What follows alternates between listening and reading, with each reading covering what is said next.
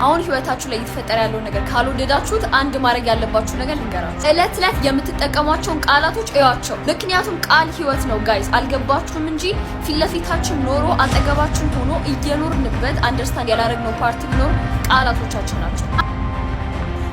ቃል ኃይል ነው፣ የሚፈጥር ኃይል ነው። በቃል የምንገልጸው የውስጥ ኤነርጂያችንን ክሪኤቲቭ ኤነርጂ ነው ቃል። መንፈሳዊ ፓወር ነው ቃል። ሁላችንም የቃል ውጤት ነው። አሁን ያለን ሰብዕና፣ አሁን ያለን ማንነት፣ አሁን ስለራሳችን ያለን አመለካከት በቃል የወሰድነው ከሌሎች የተቀበልነው።